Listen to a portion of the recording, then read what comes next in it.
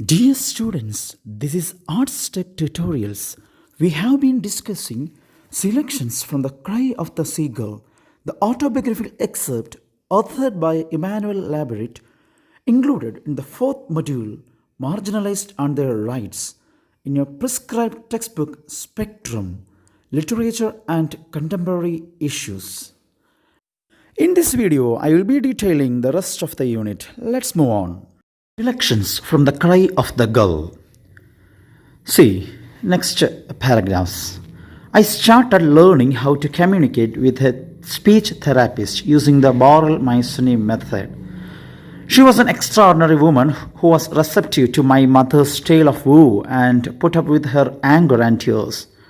She played dolls and water games with me, and we had tea parties. She showed my mother it was possible to have a relationship with me, to make me laugh, so I could go on living as I had before she knew about my deafness.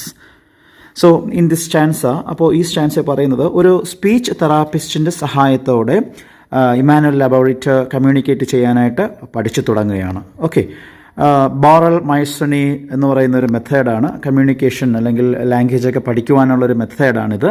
അപ്പോൾ ഈ ഒരു method ഉപയോഗിച്ചിട്ടാണ് ഈ speech therapist ലബോറിറ്റിനെ പഠിപ്പിച്ചിരുന്നത്. So ഈ speech തെറാപ്പിസ്റ്റിനെ കുറിച്ച് ലബോറിറ്റോ ഓർക്കുന്നത് ഇങ്ങനെയാണ്: she was actually an extra ordinary woman എന്നാണ്. അപ്പോൾ അസാധാരണമായ ഒരു കഴിവിൻ്റെ ഉടമയാണ് ഈ സ്പീച്ച് തെറാപ്പിസ്റ്റ്. എൻ്റെ അമ്മയുടെ പല വിഷമങ്ങൾ, വൂ മീൻസ് പെയിൻസ്, വേദനകളും അവരുടെ കണ്ണുനീരും ദേഷ്യവും ഒക്കെയും എന്ത് ചെയ്തു, അതുപോലെ സ്വീകരിക്കുകയും അംഗീകരിക്കുകയും ചെയ്ത ഒരു വുമണായിരുന്നു ദിസ് സ്പീച്ച് തെറാപ്പിസ്റ്റ്. ദെൻ ഏതൊക്കെ പല വഴികളിലൂടെയാണ് എന്നെ പഠിപ്പിക്കാൻ ശ്രമിച്ചത്, അതാണ് ഇവിടെ പറഞ്ഞേക്കുന്നത്. Through doll plays, then water games, അതുപോലെ തന്നെ ടീ പാർട്ടീസിലൊക്കെ എന്നെ കൊണ്ടുപോയി, അതായത് ഒരു സോഷ്യലൈസേഷൻ പ്രോസസ്സൂടെ അവിടെ നടന്നിരുന്നു. സോ ഇത്തരത്തിലുള്ള ഗെയിംസിലൂടെ, പ്ലീസ് റിമെമ്പർ, അപ്പം ഈ ഡെഫായിട്ടുള്ള ചിൽഡ്രനെയൊക്കെ പഠിപ്പിക്കുന്ന മാർഗ്ഗങ്ങൾ ഈ ടെക്നീക്സൊക്കെ ഇവയൊക്കെയാണെന്ന് മനസ്സിലാക്കുക. ദെൻ എൻ്റെ അമ്മയെ പ്രത്യേകിച്ച് ഓർമ്മപ്പെടുത്തിയിരുന്നു എന്താണ്, പഴയതുപോലുള്ള ഒരു റിലേഷൻ സാധിക്കുമെന്ന്. അതായത് ഒരു ഞാനൊരു ഡെഫാണ് എന്ന് അറിയുന്നതിന് മുമ്പ് അമ്മയ്ക്കുണ്ടായിരുന്ന ആ ഒരു വാത്സല്യവും സ്നേഹവും ഒക്കെ ഇനിയും തുടരുവാനായിട്ട് സാധിക്കുമെന്ന് ഈ സ്പീച്ച് തെറാപ്പിസ്റ്റ് എനിക്ക് അമ്മയ്ക്ക് കാണിച്ചു കൊടുത്തു. നെക്സ്റ്റ് പാരഗ്രാഫ് പറയുന്നത്, ആൽഫബറ്റിലെ ലെറ്റേഴ്സ് എല്ലാം ഞാൻ എന്ത് ചെയ്തു, അങ്ങനെ പ്രൊനൗൺസ് ചെയ്യാനായിട്ട് പഠിച്ചു. ഓക്കെ, എങ്ങനെ പഠിപ്പിച്ചത്? Through mouth movements and hand gestures, കരങ്ങളുടെ ആംഗ്യങ്ങളിലൂടെ, അതുപോലെ തന്നെ മൗത്ത് മൂവ്മെൻറ്റ്സിലൂടെ, വായും ലിപ്സും ഒക്കെ ചലിപ്പിച്ച ആ ഒരു പ്രക്രിയകളിലൂടെയൊക്കെ എന്നെ എന്ത് ചെയ്തു, ഈ സ്പീച്ച് തെറാപ്പിസ്റ്റിനെ പഠിപ്പിച്ചെടുത്തുകൊണ്ടിരിക്കുകയായിരുന്നു. So this paragraphs actually tell something about the speech therapy. Let's move on to the next paragraph. My mother sat in on the sessions, which ultimately became a way for her to assume her maternal role. So ഒരു അമ്മയുടെ ഒരു role സ്വീകരിച്ചുകൊണ്ട് എൻ്റെ മാതാവ് എപ്പോഴും ഈ ക്ലാസ്സുകളിൽ, എന്നെ പഠിപ്പിച്ചിരുന്ന ക്ലാസ്സുകൾ, സെഷൻസിൽ എപ്പോഴും എൻ്റെ കൂടെ ഉണ്ടായിരുന്നു. അമ്മയും പലപ്പോഴും തെറാപ്പിസ്റ്റിനോടൊപ്പം ഇരുന്ന് അമ്മയും എന്നെ പഠിപ്പിച്ചിരുന്ന ഭാഷ മനസ്സിലാക്കുവാൻ പഠിച്ചു. സോ എൻ്റെയും അമ്മയുടെയും ഒരു കമ്മ്യൂണിക്കേഷൻ എന്ന് പറയുന്ന ഒരു ഇൻസ്റ്റിങ്റ്റീവായിരുന്നു, ജന്മസിദ്ധമായിട്ട്. അതായത് നമുക്കിടയിൽ ഇങ്ങനെ ഒരു പഠിച്ചുകൊണ്ടല്ല ഞങ്ങൾ കമ്മ്യൂണിക്കേറ്റ് ചെയ്യുന്നത്. It was just like an animal like. അപ്പോൾ മൃഗങ്ങൾക്കിടയിലുള്ള കമ്മ്യൂണിക്കേഷൻ അറിയാം, അവരെ പഠിച്ചുകൊണ്ടല്ല അവർ സംസാരിച്ചിരുന്നത്, അല്ലെങ്കിൽ മീൻസ് കമ്മ്യൂണിക്കേറ്റ് ചെയ്തിരുന്നത്. സോ ഇവിടെയും ഞാനും അമ്മയും തമ്മിൽ അങ്ങനെ ആയിരുന്നു. And it was actually like A umbilical code, ഒരു പൊക്കിൾക്കൊടി ബന്ധം, ആ ഒരു ബന്ധത്തിലുണ്ടായിരുന്ന ഒരു കമ്മ്യൂണിക്കേഷനായിരുന്നു. സോ അവിടെ വാക്കുകളെക്കാളും ആ ഒരു ബന്ധത്തിലൂടെ ആയിരുന്നു ഞങ്ങൾ കമ്മ്യൂണിക്കേറ്റ് ചെയ്തിരുന്നത്. പ്ലീസ് അതൊന്ന് മനസ്സിലാക്കാനായിട്ട് ശ്രമിക്കുക. Next, it involve around simple things like eating. Okay, ഞാനും അമ്മയും തമ്മിലുള്ള ആ ഒരു ബന്ധത്തിൽ അധികമായിട്ടും പറഞ്ഞിരുന്നു അനിമൽ ലൈക്കാണ്, ഇൻസ്റ്റിങ്റ്റീവ് ആണ്, ആംബ്ലിക്കൽ റിലേറ്റഡ് കമ്മ്യൂണിക്കേഷൻ ആണെന്ന് പറഞ്ഞു. സോ അതെന്തൊക്കെയായിരുന്നു?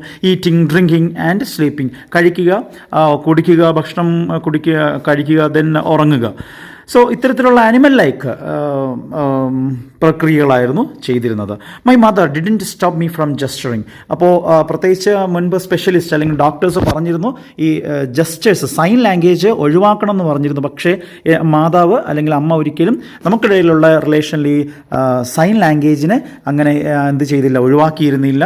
അതായത് ഞാൻ അങ്ങനെ സൈൻ ലാംഗ്വേജ് ഒക്കെ ആംഗ്യങ്ങൾ കാണിക്കുമ്പോൾ അമ്മ ഒരിക്കലും അതിനെ നിരുത്സാഹപ്പെടുത്തിയിരുന്നില്ല.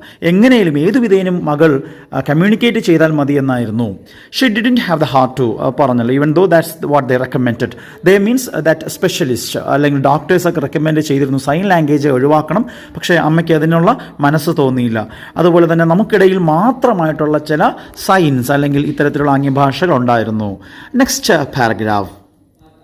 You tried everything under the sun to communicate with me, my mother remembers. അപ്പോൾ അമ്മ ഓർക്കുകയാണ്, നീ എന്നോട് കമ്മ്യൂണിക്കേറ്റ് ചെയ്യാനായിട്ട് പലതരത്തിലുള്ള കാര്യങ്ങൾ ചെയ്തിരുന്നു. ഏതെല്ലാം തരത്തിൽ എന്നോടൊപ്പം കമ്മ്യൂണിക്കേറ്റ് ചെയ്യാൻ സാധിച്ചിരുന്നു, സൂര്യന് കീഴേ ഏതെല്ലാം വഴികളുണ്ടായിരുന്നു അതെല്ലാം നീ അതിലൂടെയൊക്കെ എന്നോട് കമ്മ്യൂണിക്കേറ്റ് ചെയ്യാൻ ശ്രമിച്ചിരുന്നു. പലപ്പോഴും ഞാൻ നിൻ്റെ ഈ കമ്മ്യൂണിക്കേഷൻ രീതി കണ്ടിട്ട്, ആംഗ്യഭാഷകൾ കണ്ടിട്ട് ഞാൻ തന്നെ ചിരിച്ച് എൻ്റെ കണ്ണിൽ നിന്നും കണ്ണുനീരുകൾ വന്നിരുന്നു. സോ ആ ഒരു ഓർമ്മകൾ ആണ് ഇവിടെ അമ്മ മകൾക്ക് നൽകിയത്. അതാണ് ഈ ഒരു പാരഗ്രാഫിൽ പിൻ ചെയ്തേക്കുന്നത്. Next. From that moment on, there was hardly any room left for my father. So ഇവിടെ നമ്മൾ കാണുന്നത് ലാസ്റ്റ് പാരഗ്രാഫ്സിലൊക്കെ relation with the speech therapist, then mother child relation. In this paragraph പറയുന്നത് father Laborit relation, father daughter റിലേഷനാണ്. ഇവിടെ അമ്മ ക്ലാസ്സുകളിലൊക്കെ സെഷൻസിലൊക്കെ attend ചെയ്ത് കുറേയൊക്കെ മനസ്സിലാക്കുവാൻ എന്നോട് കമ്മ്യൂണിക്കേറ്റ് ചെയ്യാൻ ശ്രമിച്ചപ്പോൾ maybe father due to his busy work schedule, തിരക്കുകൾ കാരണം അത്തരം സെഷൻസ് ഇരിക്കുവാനോ എന്നോടൊപ്പം ഈ സൈൻ ലാംഗ്വേജ് അല്ലെങ്കിൽ ലാംഗ്വേജ് പഠിച്ചുകൊണ്ട് കമ്മ്യൂണിക്കേറ്റ് ചെയ്യാനോ സാധിച്ചിരുന്നില്ല. അത് എൻ്റെ ഫാദറിനെ വളരെയധികം ആശങ്കപ്പെടുത്തിയിരുന്നു, വിഷമപ്പെടുത്തിയിരുന്നു. അതാണ് ഇവിടെ പറയുന്നത്. It was even harder when he came home from work. I wasn't spending much time with him and we didn't have an umbilical cord. I would utter a few words, but he almost never understood. It hurt him to see my mother communicating with me in a language whose intimacy went beyond his reach. He felt excluded, and naturally he was, because it wasn't a language that could be shared by all three of us or with anyone else. He wanted to communicate directly with me, and being excluded bothered him. So, ഇത് just പറയുകയാണെങ്കിൽ ഇവിടെ father daughter relation, ഈ ഒരു communication സാധ്യമാകുന്നില്ല. അതിൽ വളരെയധികം father വിഷമിച്ചിരുന്നു. And sometimes ഈ ഹേർട്ടഡ് himself, അദ്ദേഹം വളരെയധികം വളരെ വേദനിച്ചിരുന്നു, മനസ്സുകൂടെ തന്നെ വേദനിച്ചു. ബിക്കോസ് മദറും ഈ ചൈൽഡുമായിട്ട് നല്ല രീതിയിൽ കമ്മ്യൂണിക്കേറ്റ് ചെയ്യുന്നുണ്ട്. പക്ഷേ ജോലി കഴിഞ്ഞ് അച്ഛൻ വരുമ്പോൾ അച്ഛൻ പലപ്പോഴും എക്സ്ക്ലൂഡഡ്, അതായത് ഒഴിവാക്കപ്പെടുകയോ അല്ലെങ്കിൽ അവഗണിക്കപ്പെടുകയോ ചെയ്യുന്നത് പോലെ ഈ ഫാദറിന് തോന്നി. അപ്പോൾ ഇതിൽ വളരെയധികം എന്താണ് അച്ഛന് മനം നൊന്തിരുന്നു, വേദനിച്ചിരുന്നു. ബിക്കോസ് മദറും ഈ ലാബോറട്ടറിയും തമ്മിലുള്ള ആ ഒരു ഇൻറ്റിമസി ഫാദറും ലാബോറട്ടറിയും തമ്മിൽ കീപ്പപ്പ് ചെയ്യാനായിട്ട് സാധിച്ചിരുന്നില്ല. ഓക്കെ, അതാണ് ഇവിടെ പറഞ്ഞേക്കുന്നത്. ആൻഡ് ഓൾസോ ലാബോറട്ടറിൻ്റെ ഒരു പേഴ്സണലായിട്ടുള്ളൊരു കാര്യം ഇതാണ്. ആക്ച്വലി ഈ ഫാദറിനോട് ഒരു റിലേഷൻ കീപ്പ് ചെയ്യണം, അല്ലെങ്കിൽ നല്ലൊരു ബന്ധവും, അത് മാത്രമല്ല ഫാദറിനോട് കമ്മ്യൂണിക്കേറ്റ് ചെയ്യാം. ഇവിടെ ഇന്നോട്ട് കോമേഴ്സിൽ ടോക്ക് വിത്ത് ഹിം എന്ന് എഴുതിയിട്ടുണ്ട്. അച്ഛനോട് സംസാരിക്കുവാനും അച്ഛനെക്കുറിച്ച് കൂടുതൽ അറിയുവാനൊക്കെ ആഗ്രഹിച്ചിരുന്നു. പക്ഷേ അന്നത്തെ സാഹചര്യത്തിൽ അത് കഴിഞ്ഞിരുന്നില്ല അവർക്കിടയിൽ. Moving on to the next paragraph, the last paragraph. Through this paragraph Emmanuel പറയുന്നത്, അങ്ങനെ ഞാൻ എന്ത് ചെയ്തു, ചില വാക്കുകൾ പഠിച്ചു. ഞാൻ ഫ്രഞ്ചിൽ ചില വേർഡ്സൊക്കെ പഠിച്ചു. മറ്റെല്ലാ ഡെഫ് ചിൽഡ്രനെ പോലെയും ഞാനും എന്ത് ചെയ്യും, start to wear hearing aid. അപ്പോൾ ഈ ശ്രവണ സഹായി ഞാനും എൻ്റെ ചെവിയിൽ ഘടിപ്പിച്ചു. അതിലൂടെ ഒത്തിരി നോയ്സസ്, ആക്ച്വലി എനിക്ക് അതൊരു മീനിങ് ഫുൾ ആയിട്ടുള്ള, സെൻസിബിൾ ആയിട്ടുള്ള വേർഡായിട്ടല്ല, സൗണ്ടായിട്ടല്ല തോന്നിയത്, നോയ്സസ് ആയിട്ടാണ് എനിക്ക് തോന്നിയത്. അതെല്ലാം ഒരുപോലെ എനിക്ക് തോന്നി. എനിക്കതൊന്നും ഡിഫറൻഷിയേറ്റ് ചെയ്യാൻ, വ്യത്യസ്തപ്പെടുത്തി അതിനൊരു വാക്കാണ്, അതിന് ഇങ്ങനൊരു അർത്ഥമുണ്ട് എന്നെനിക്ക് മനസ്സിലാക്കാൻ സാധിച്ചില്ല ആദ്യ സമയങ്ങളിൽ. എനിക്ക് ഹിയറിംഗ് എയ്ഡ് ധരിക്കുവാൻ വളരെയധികം ബുദ്ധിമുട്ടുണ്ടായിരുന്നു.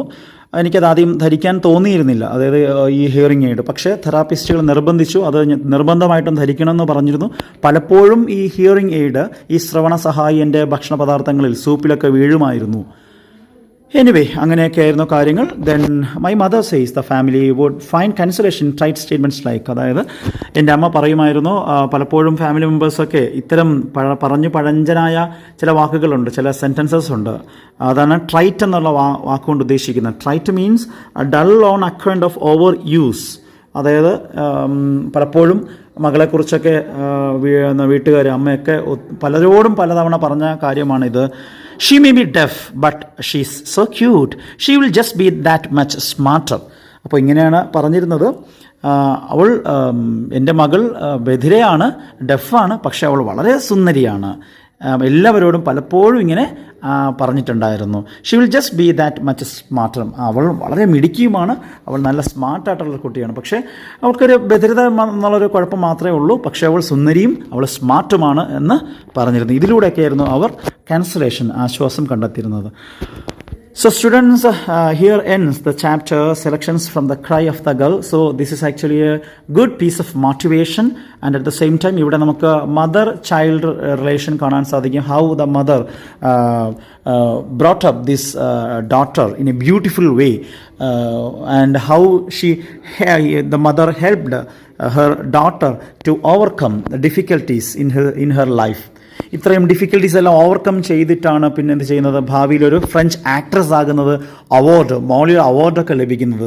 സോ ഇവിടെ നമുക്ക് കാണാൻ സാധിക്കുന്നത് this is actually a true message to the society, how the family members should treat a child like Emmanuel Laborit. So here ends this chapter. So I wish all success in your life too. Have a nice learning day. Bye.